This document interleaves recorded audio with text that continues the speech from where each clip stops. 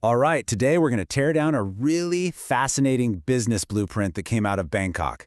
And look, this is more than just a case study. It's really a masterclass in how to spot a hidden opportunity, figure out what people truly want, and, navigate all the roadblocks that get in the way. So it all kicks off with this weird paradox. You've got Bangkok, right? It's got these incredible, world-class universities just pumping out brilliant medical graduates. So the big question is, why are so many of these super talented people getting stuck? Why can't they break into MedTech, which is like one of the fastest growing industries in the entire country? And listen, this isn't just some vague feeling people have. The data backs it up. We're talking about a massive 29% skills gap in product development, another 15% in research. I mean, MedTech companies are practically begging for people who have both that deep clinical knowledge and some business smarts. But that combo, it's almost impossible to find. So you got to ask, why? Why does this gap even exist? Well, it's because the way things are set up for training right now is completely split. On one end, you've got programs for high school kids who are just, dipping a toe in the water.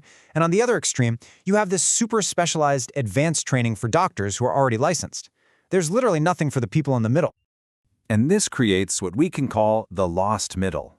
Think about it. These are your recent grads, your early career doctors. They have so much clinical knowledge. I mean, they're brilliant, but they're missing that whole other side of the coin, the language of business, of regulations, of innovation. It's exactly what the MedTech world speaks. So they're all revved up and ready to build something amazing, but nobody's handed them the toolbox.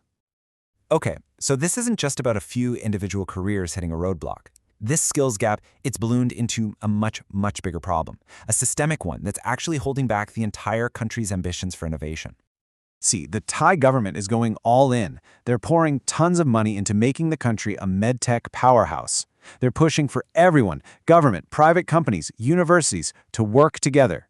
But all that money, all that ambition, it's just hitting a giant brick wall. And you don't have to take my word for it. The Thailand Development Research Institute, well, they put it pretty bluntly. They call this system broken and fragmented. And this creates what they call a valley of death. It's this place where amazing ideas and promising prototypes just die. Why? Because the brilliant people who came up with them have no idea how to get from the lab to the actual market. So you've got this valley of death. The obvious opportunity then is to build a bridge over it, right? And that is exactly what this business blueprint is designed to do. It's about taking this massive systemic problem and turning it into a real, honest-to-goodness business. And the solution is a workshop. But not just any workshop. This thing is laser-focused on filling in those three missing pieces of the puzzle. First up, digital health and AI. Next, it tackles the real beast, all the regulatory stuff. And finally, it gives them the core business and commercial skills they need to take a brilliant idea and make it a real company. And you could see just how hands-on this is when you look at just one part of it, like the regulatory affairs module. I mean, this is not some boring abstract theory class. No way. This is about decoding the Thai FDA's rules, literally walking them through the registration process, and yeah, even showing them some of the shortcuts. This is the practical, step-by-step map they need to get across that valley of death. Okay, but here's the thing. Just teaching skills, that's only half the story. This is where the blueprint gets really, really smart.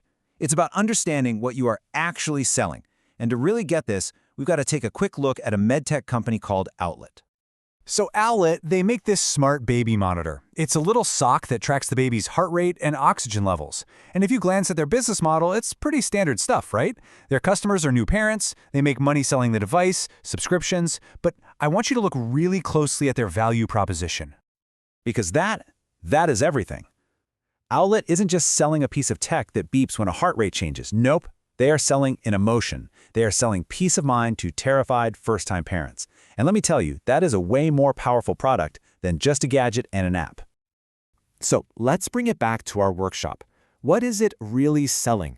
It's not a curriculum. It's not just a bunch of PowerPoint slides about AI. It's selling career confidence. It's giving these medical pros who feel lost and anxious a clear path forward. It's giving them the confidence and the tools to jump into this exciting new industry. And this whole idea of selling an emotion, it has a huge real-world impact on the business, especially when it comes to pricing. Check this out. When Owlet asked people what they thought they would pay, the answers were all over the place. $92, Maybe 214. But when the product actually launched, what did people pay? $299. That's because people will always pay a premium for something intangible, like peace of mind, or you guessed it, career confidence.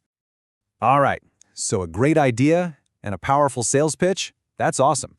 But a real business plan has to be grounded in reality, the nitty-gritty details. And when you're talking about Thailand, that means staring down a pretty significant challenge.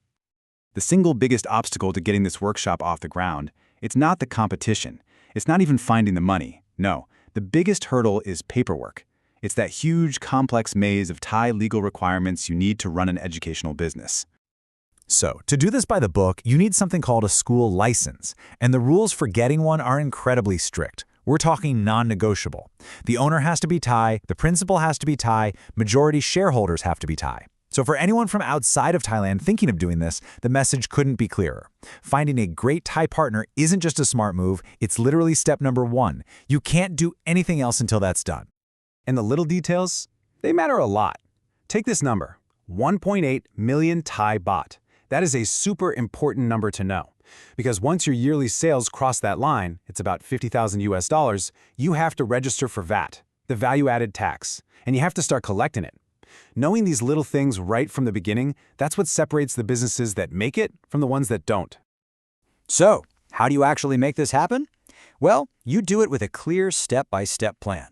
Phase 1 is all about making sure the idea works.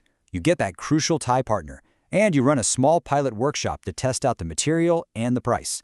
Phase 2, that's the big launch. You go hard on digital marketing, and you start offering valuable extras, like one-on-one coaching. And then, Phase 3 is all about scaling up, moving into corporate training, creating online content, building a subscription model. So when you step back, this whole blueprint is just a really powerful way of thinking. It's a framework, right? You start by finding a lost middle, some talented group of people that everyone else is ignoring. Then you figure out the big systemic problem that's holding them back. And then you build a bridge for them, a solution that sells them not just a product, but a feeling, confidence, progress, whatever it is. So that leaves just one question for you to think about. What lost middle exists in your industry? And what kind of bridge could you build for them?